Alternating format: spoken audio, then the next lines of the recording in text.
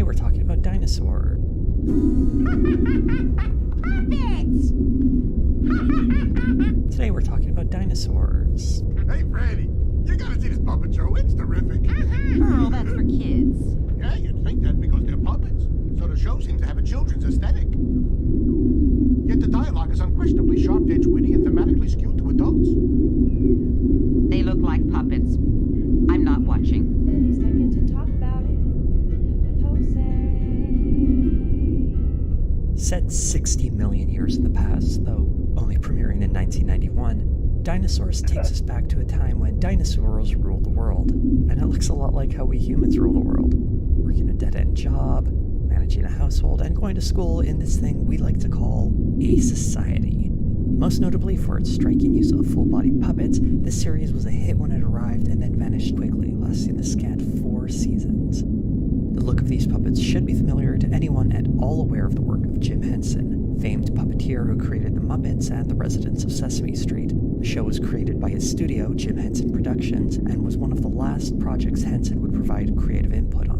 The idea for Dinosaurs traces back to a conversation between Jim Henson and Kirk Thatcher in the 1980s. He had the idea of a family of dinosaurs and that they live very irresponsibly and bigger than life and everything's reckless. A clumsy dinosaur lumbering through the world is thought to be an evolution of an idea Jim Henson had back in the 1960s, the LeChoy dragon, designed for a series of commercials for chow mein. Although dinosaurs would be a bit more evolved than this ad spot.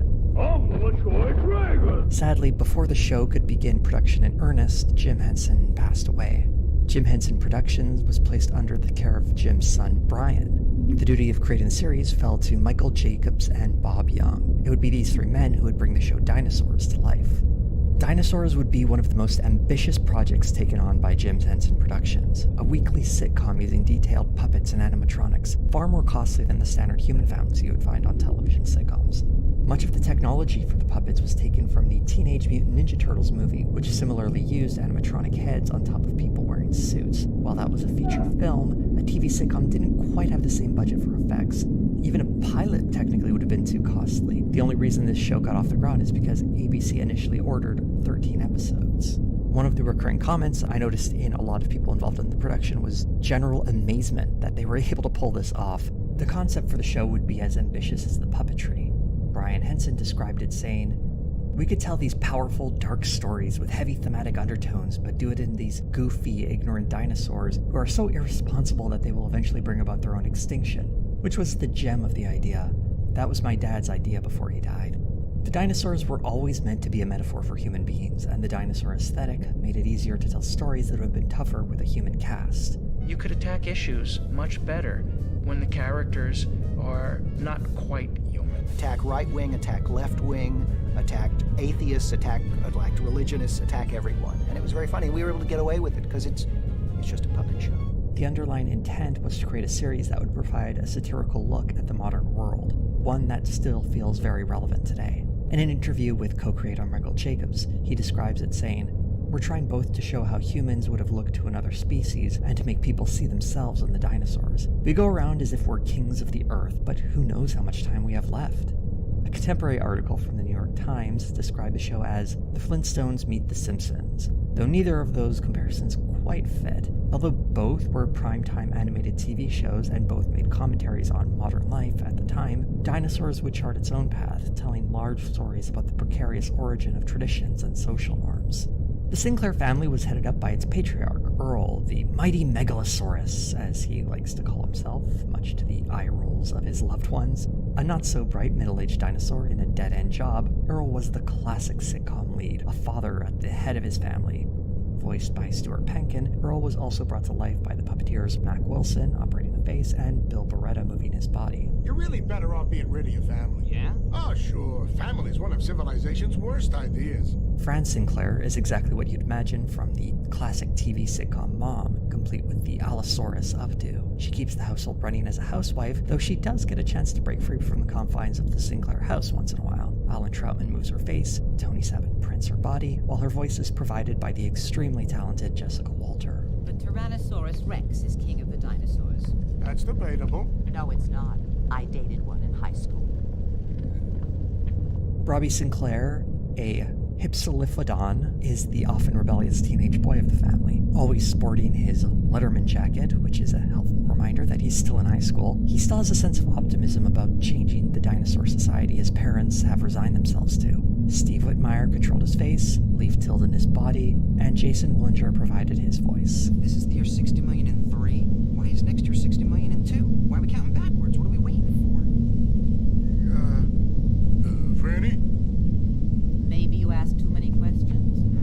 School is not for asking questions. It's a place you go to be out of this house. Charlene Sinclair, a Protoceratops, is the middle child, aged only 12 at the beginning of the series. Obviously fashion forward, Charlene struggles with her blossoming womanhood with her signature catchphrase of "la la." Bruce Lanoyle moved her face, Micklin Sisti her body, and Sally Struthers provided her voice. My creative writing teacher's making us write a poem about our innermost feelings, but I don't think that's really important, so I wrote this. My bracelet. It's crummy and old. I wish it were silver, or better yet gold. Then I could sell it and buy a big car, and a house and a boat, and move very far away from here. The last member of the Sinclair family is its youngest member, a Megalosaurus simply named Baby. Baby's arms were controlled by Terry Hardin and Julianne Boucher, but his facial movements and voice are credited to Kevin Clash, who had plenty of experience with puppetry as Elmo on Sesame Street. Undoubtedly the breakout star of the cast, he had a number of popular catchphrases. Not the mama again! Gotta love me! The cast was rounded out by a number of recurring characters, such as Earl's boss, B.P. Richfield, brilliantly voiced by Sherman Hemsley, Fran's mother Ethel, voiced by Florence Stanley, Earl's buddy Roy, voiced by Sam McMurray, Fran's friend Monica, voiced by Susie Plaxon, and Robbie's friend Spike, voiced by Christopher Maloney.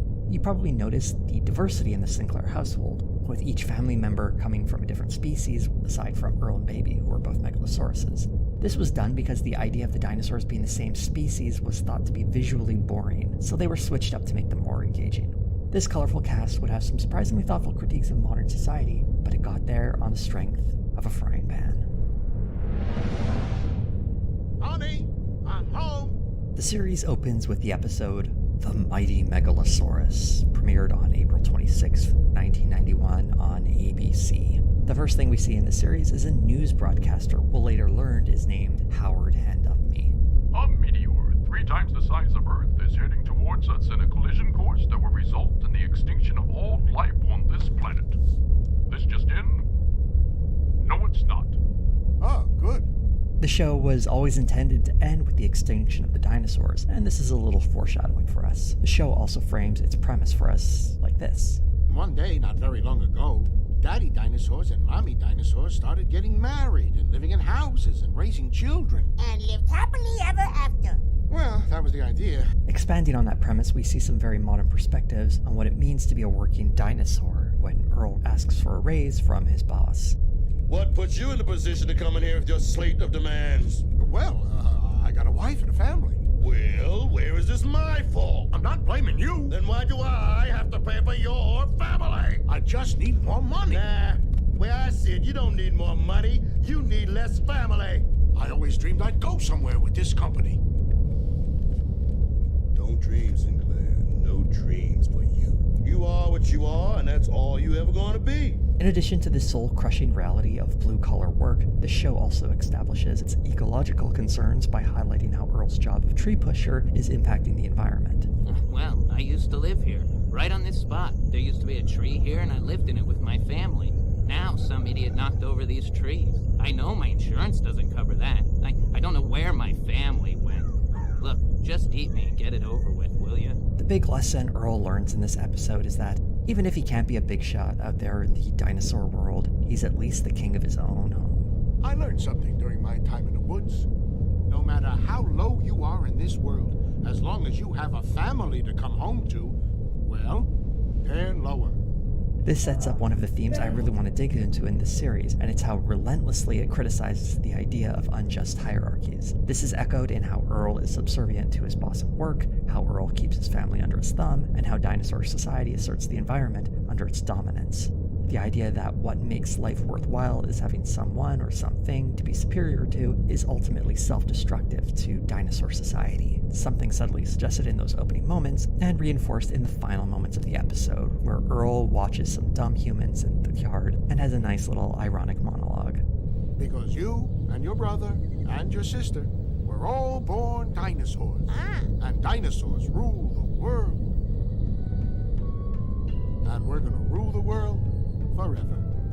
You might be wondering how a show about dinosaur puppets would even get away with tackling such heavy subjects, but the first episode also includes an answer to that when it introduces us to Baby Sinclair. Oh, hi! How you doing? How you doing? How you doing? Hi, I'm the baby, brand new, just out. Gotta love me? Come on, gotta love me. Baby's popularity is what gave the show the cover to tell the stories it wanted to. The series co-creator Michael Jacobs explains how such weighty social commentary made its way into the show. ABC wanted us to take shots at these subjects because it made a lot of noise and got people talking. After the initial success of the show, they pretty much left us alone, especially after The Baby became a hit. As long as the baby hit his father over the head with a pod, we could use that to hide anything. There are a handful of episodes that exemplify this so well, opening with a bit of baby-themed slapstick and then turning into a discussion about the power dynamics of religion or corporations, which seems as good a place as any to start. There are many customs which the sacred book of Dinosaur commands us to obey. Traditions are a major part of dinosaur society, and many of the traditions we see in the show are either from the ancient past or thought up in the present day. But one consistent aspect to them is how completely arbitrary they are. For instance, Hurling Day is a tradition where, on a dinosaur's 72nd birthday, they get thrown into a tar pit so they don't slow down the other dinosaurs in the pack. It was randomly thought up one day by an elder many years ago, and it manifests itself in modern dinosaur society because of this little bit that got thrown in at the end. Excuse me.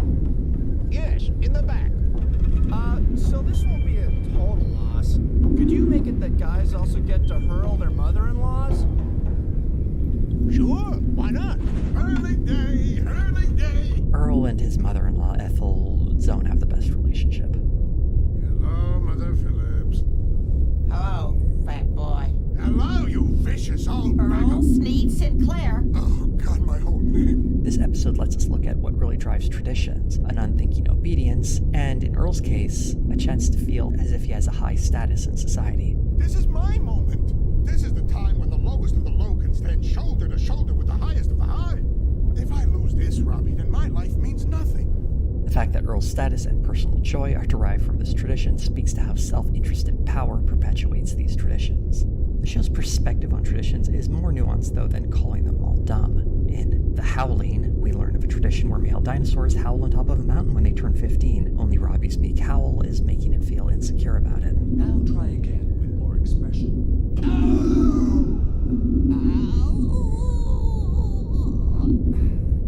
Much like Hurling Day, The Howling is another sacred tradition, and once again we see Robbie questioning it. Why? Why what? Why do we do this? We've been doing it for 1,000,000 years. Why? It is written in the sacred book of Dinosaur. Well, who wrote it there? Some sacred guy. In the previous episode, Robbie was trying to save his grandmother's life, but in this one, it's his pride on the line. He spends some time reading the dinosaur's sacred text. Only by howling do we defeat the dark spirit, which would turn dinosaur against dinosaur. And when Robbie speaks to Earl about why he believes, he starts to understand it a bit more. You know, sometimes it's not important to understand why you do something. I howl because I believe in it.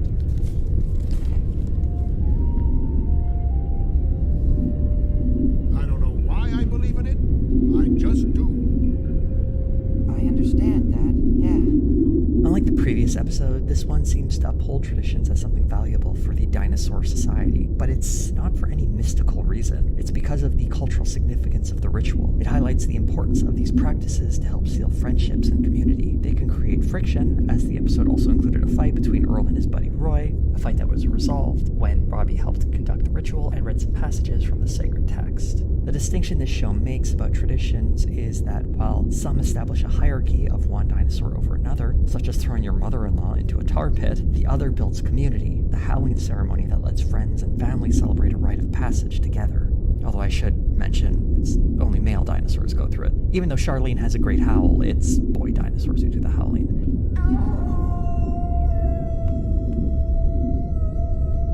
dinosaur traditions never cleanly map onto human ones, so all these stories have to be understood as allegories, and resistance to traditions and old ways of being are also presented in a handy allegory in the episode titled, I Never Ate for My Father. Well, not everybody's cut out to be a carnivore, Rob. Did you ever think that maybe you're a herbivore? No way! It's possible! No, not for me it isn't. My dad's a carnivore, my mom's a carnivore, my sister, boy, is she a carnivore?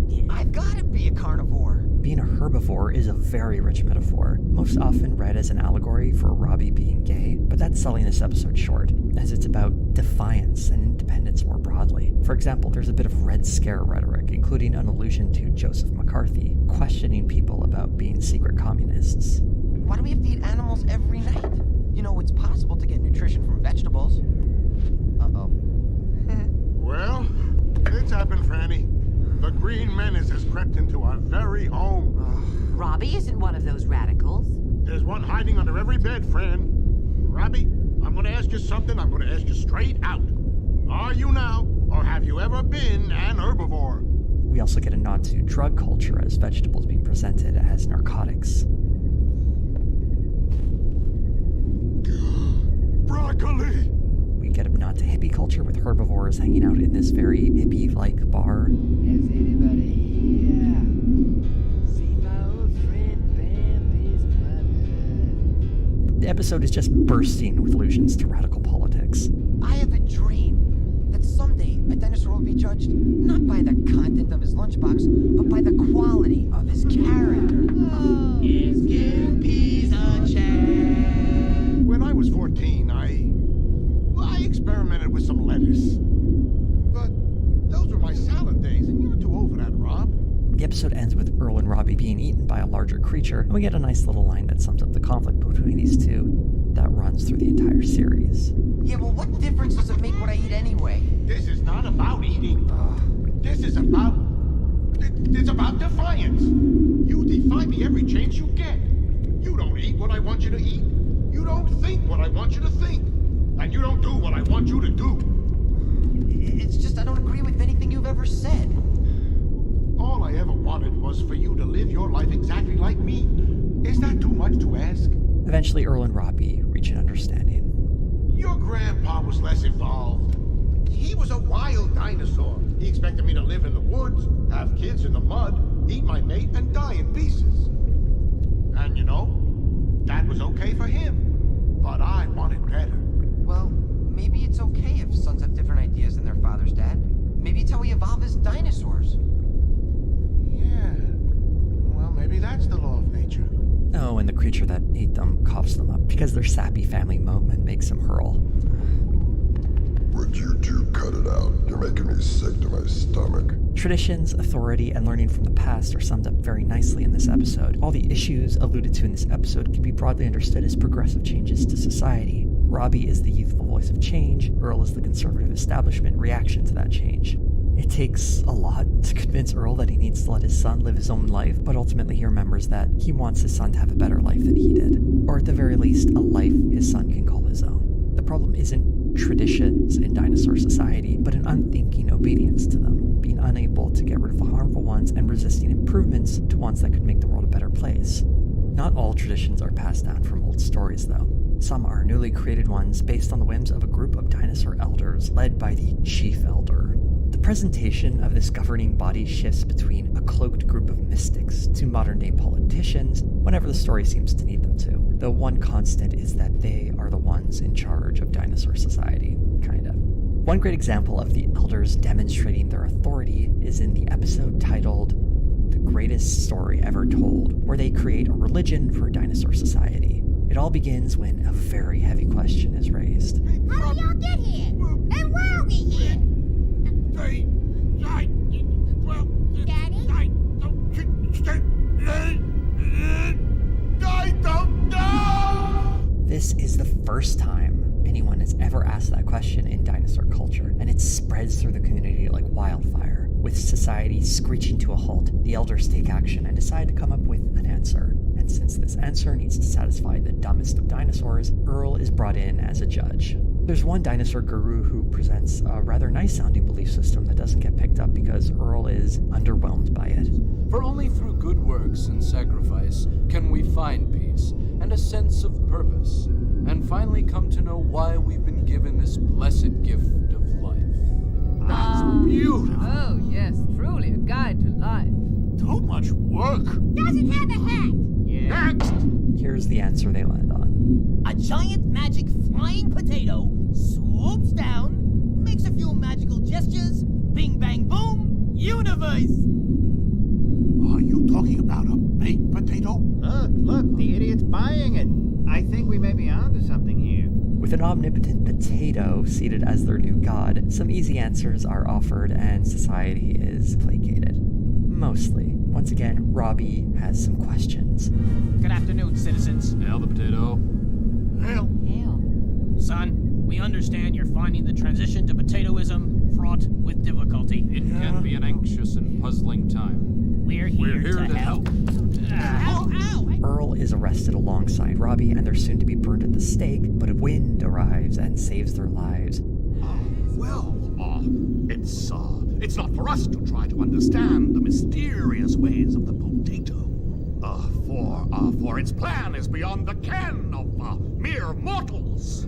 You're making this up! And everyone is offered the freedom to believe whatever they want. We all need answers, but we can't make the mistake of accepting the first answer that's handed to us just because it's there. Everyone must be allowed to believe what they want to believe.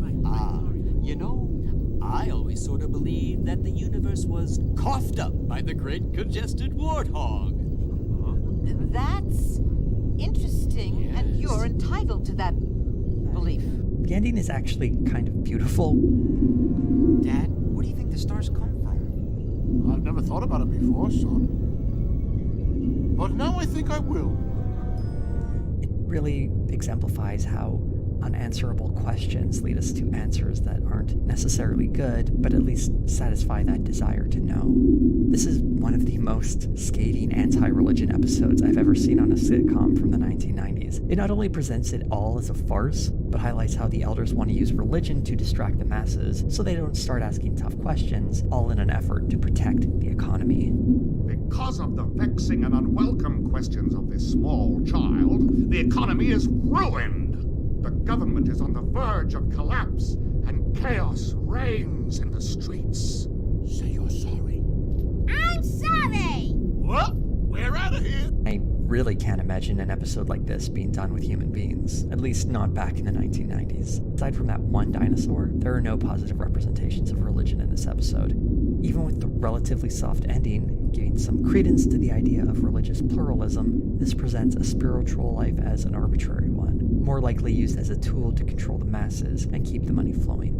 But the political analogy of the elders is really laid bare in the series' only two-parter titled Nuts to War, where the dinosaur society we're familiar with, made up almost entirely of two-legged dinosaurs, are going to war with an unseen nation of other dinosaurs who are four-legged. And the reason they're going to war, well, it's this.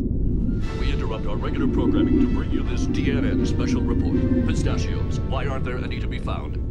This episode is presented with a lot of melodramatic flair, and this is a reference to a miniseries from 1983 titled The Winds of War, which was about World War II. This two-parter highlights the first ever war for Dinosaur Society, with war being an acronym presented by the Elder-in-Chief. It's a complex issue, but luckily can be boiled down to a simple slogan. We are right. It's catchy, easy to pronounce, and comforting too. And since this is dinosaurs, it lays on some heavy social commentary. Tomorrow we'll select a bunch of big, strong guys to go down to that swamp and hiss and spit at those foul niggers until they go away. Now, who's with me? Naturally, I'm not talking about sending productive members of society. It'll be mostly teenage boys and the poor. Oh, good. This just affects our kids. Glad I voted for him. Don't you think our Elder-in-Chief has thought this through? You think he'd rush headlong into a flashy and macho display of aggression in an election year? Teenage boys and the poor. Oh, good. This just affects our kids. Glad I voted for him. Don't you think our Elder-in-Chief has thought this through? You think he'd rush headlong into a flashy and macho display of aggression in an election year? Teenage boys in the poor. Oh, good. Then this just affects our kids. Glad I voted for him. Don't you think our elder-in-chief has thought this through? You think he'd rush headlong into a flashy and macho display of aggression in an election year? Teenage boys in the poor. Oh, good. Then this just affects our kids. Glad I voted for him. Don't you think our elder-in-chief has thought this through? You think he'd rush headlong into a flashy and macho display of aggression in an election year? Teenage boys in the poor. Oh, good. Then this... Let's listen to this. just affects our kids. Glad I voted for him. Don't you think our elder-in-chief has thought this through? You think he'd rush headlong into a flashy and macho display of aggression in an election Okay. year?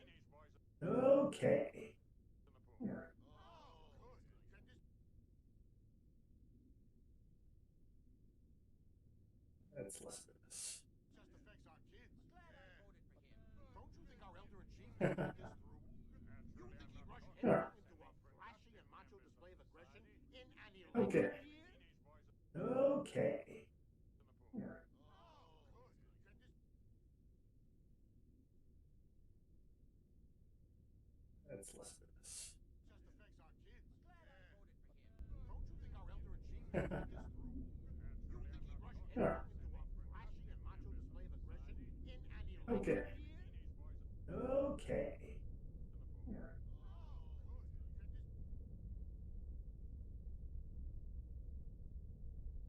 Let's listen to this. just affects our kids. Don't you think our elder-in-chief has thought this through? You think he'd rush headlong into a flashy and macho display of aggression in Testing? an election Okay. year? Okay.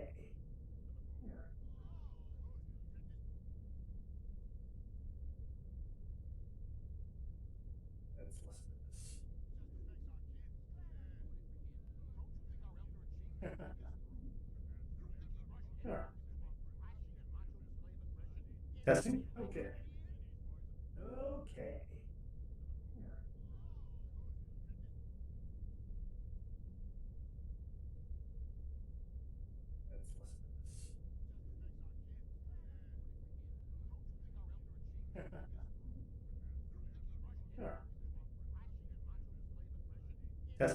to this. Testing? Okay. Testing?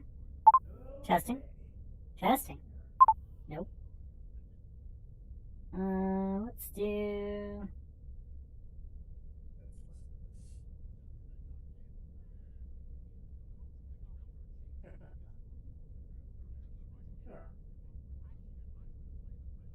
Testing? Okay. Testing? Testing? Testing? Testing? Nope. Let's do... Testing? Testing? Testing? Testing? Testing? Testing? Testing? Testing? Okay. Testing? Testing? Testing? Nope. Testing? Testing? Nope. Let's do... Hello? Testing? Hello? Testing? Hello?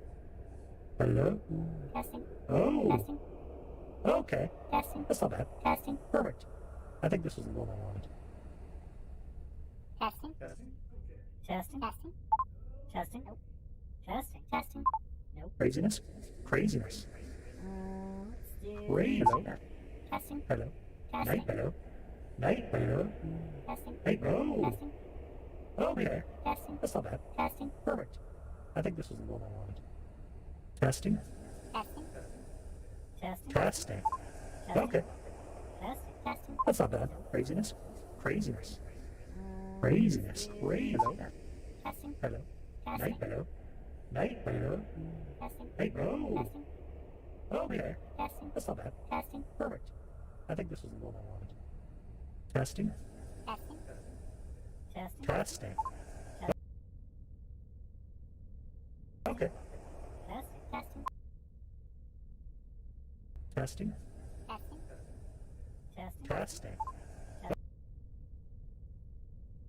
Okay. Where's the logic in that? Aside from how politicians use war, another Testing. Okay. Where's the logic in that? Aside from how politicians use war, another Testing. Okay. Where's the logic in that? Aside from how politicians use war, another Testing. Okay. Another nice touch of this two-parter is how war is commercialized, presented as yet another product to be sold on television. After all, wars are a great way to make some money. We here on the home front must summon our courage, pray for our boys, and through it all we must stick together. And when you need things to stick together, think of Wacky Glue! Hey, Franny, look at all this neat stuff they're selling on the streets. Earl, don't you think that's in poor taste? What do you mean, poor taste? This thing lights up. Nice, huh? This two-parter is so densely packed with commentary it's hard to keep up, from Fran's friend Monica being the target of anti-four-legger bigotry, to Earl finding out his tree-pushing job is being used to make weapons for the war, and saddest of all, we find out after Robbie is sent to war, he comes back a changed dinosaur. Well, I mean, it was terrible that guy got killed and all, but we had those four-leggers on the run. We could have won it, yeah! A boy died. It wasn't worth it. The fighting didn't solve anything, don't you see that? Forget school. A bunch of the guys are talking about keeping the army together. They'd have drills, set up a base at the swamp, so we'll be ready for them next time. They're working on a whole new line of weapons, yeah! Stop it! Huh? You're not a soldier, you're a kid! Dad? It's okay, son. It's over. You're home.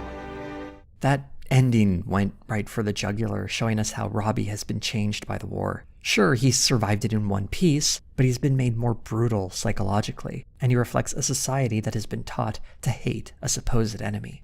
Warfare is depicted softly in this two-parter, mostly being a case of snarling and spitting, with only a single fatality being reported.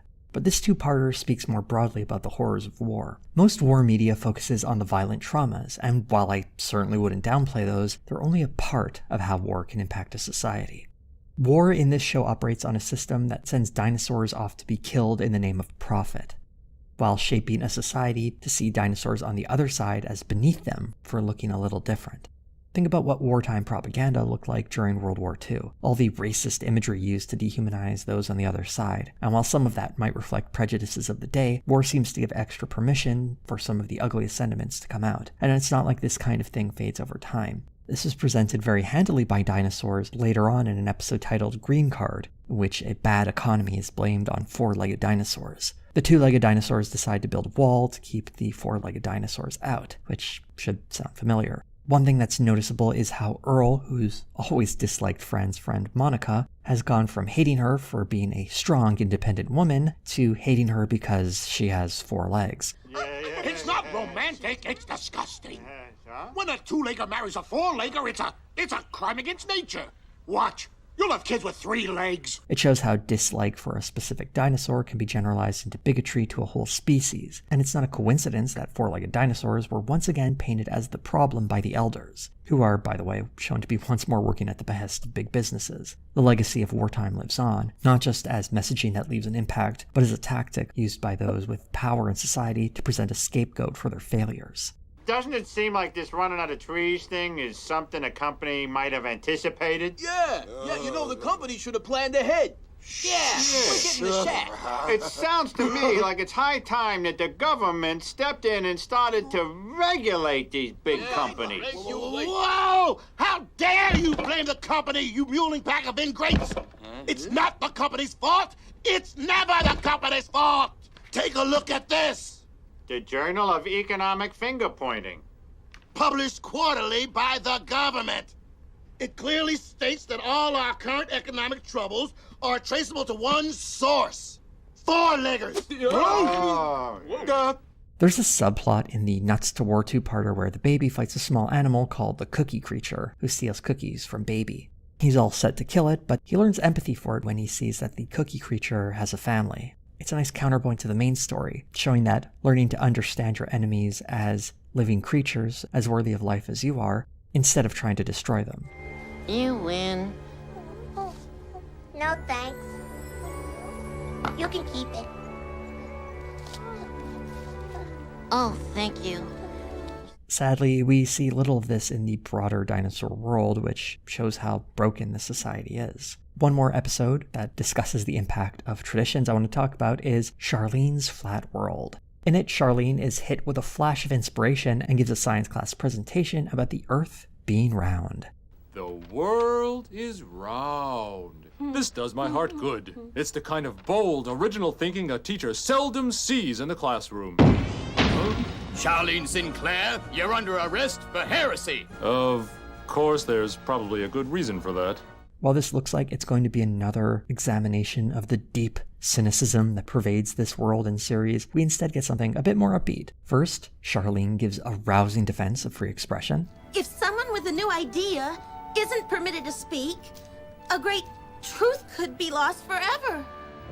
I believe there should be a law that guarantees everybody the right to say what they think, no matter how unpopular their ideas might be.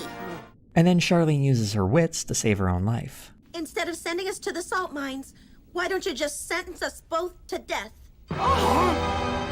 Well, they can't all be gems. Death? I like the sound of that. You are hereby condemned to death. Your Honor, may I be allowed to choose the method of execution? Of course. Never forget this is your legal system. It is now time to carry out the sentence of the court. Charlene and Robert Sinclair, you are hereby condemned, as was requested, to be put to death by being thrown off the edge of our flat world into the great void beyond. See, they couldn't throw us off the edge of the world because there isn't one.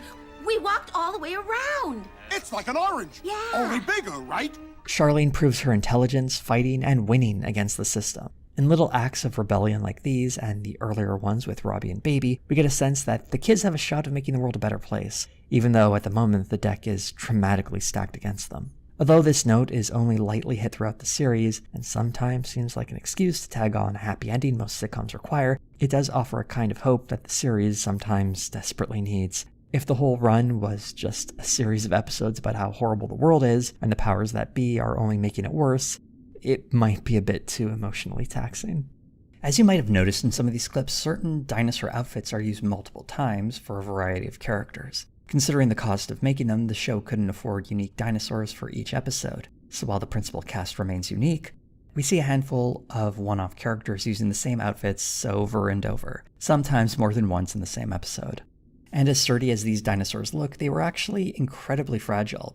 Because of the materials that were used, the puppets started falling apart very quickly, and none of them would last more than 5 or 6 years before becoming completely unusable. While the show didn't last that long, it does mean that none of the original puppets have survived. The complexity of these puppets are also why 3 people were required to bring each dinosaur to life. One person moving the body, the other controlling the head, and one more giving it a voice. It's pretty impressive that each one of these characters was the product of 3 talented performers working together to create them, and so many more when it came to building and designing them. The cost of this series is supposedly a big reason why it only lasted a mere 4 seasons. Building new dinosaurs doesn't get much cheaper over time when it's done with such specialized technology. And so many performers meant that many more paychecks had to be signed. Still, the results are impressive and create an effect that still looks great 30 years later. The whole beauty of our system is you don't have to worry about what you'll be. The wizard decides for you. Male and female dinosaurs are constantly trying to figure out how to live with one another in dinosaur society, and it's here the analogies probably hit home the easiest.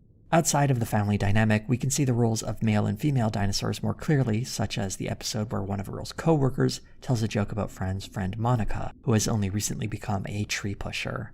The friend's name is Al Harris, and his nickname is Sexual. The title of the episode is What Sexual Harris Meant. Not all the jokes can be winners here, folks. What do you say we go out for a few brews, and later on I'll jump on your scales, and you can tell me how much I weigh, if you know what I mean. No. What do you mean, no? I mean no. I'm not interested. I find the things you talk about personally offensive, and I hope this doesn't interfere with my being able to work here.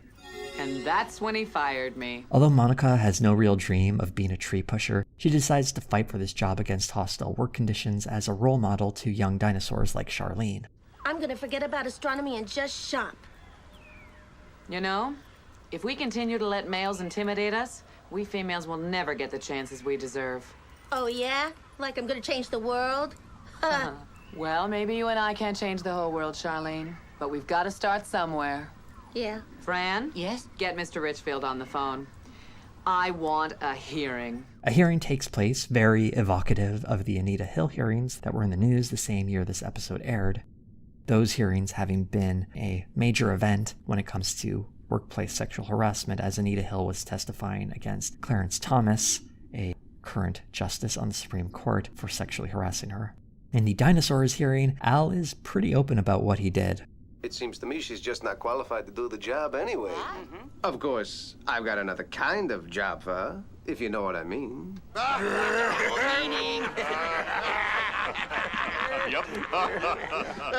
Well, it's clear what this whole thing's about. Your behavior was unprofessional and uncalled for. Yeah. But when it's done with this kind of wit and style, it's all in good fun. And you should lighten up, Toots. Yeah, like... Case dismissed. While Monica gets a nice tail whip as payback, it's not quite the same as being able to work without being sexually harassed. And even though Charlene is inspired to demand better for herself, the show ends on a bitter note. But I think we can get males to treat us like equals. We're an advanced society. How long could this possibly take? In another episode, Fran Live, Fran gets a job hosting a TV advice show. Her advice is pretty solid. Listen, I'm having a problem with my teenage son. Now, he refuses to walk on his hind legs like the rest of the family. Should I snap his neck or what? Well, if it were my son, I wouldn't snap his neck right off the bat. He may just be going through a phase. You're right. I've been terribly unfair. Thank you, Fran. You've saved my life and my son's. But this show has unintended consequences, such as wives getting ideas about jobs. But what I don't like is it's put ideas into my wife's head. Oh. And my wife's head is no place for ideas. No. No wife's head is. It's too dangerous. Dangerous. Could rip apart the very fabric of our society. Fabric? You understand? I want to so badly. Get your wife off the TV. Eventually, Fran quits the show, but also gives up just being a housewife. Now you're back where you belong. Home for good. Good to have you home, Mom. Thank you, everyone. Oh. Mama back. So nice to have...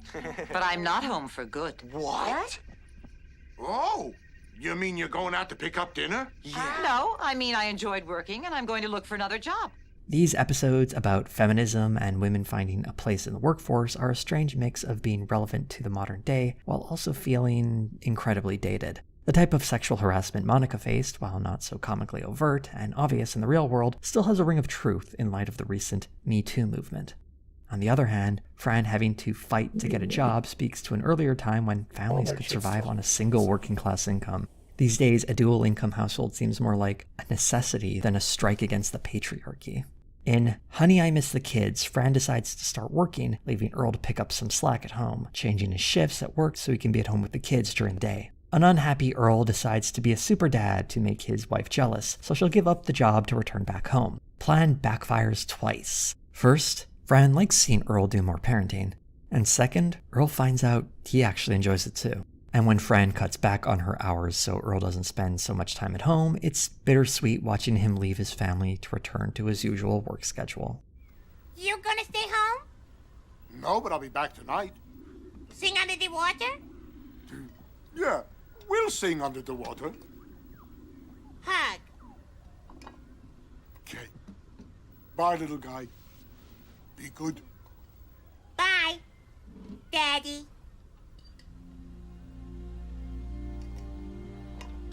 You called me Daddy?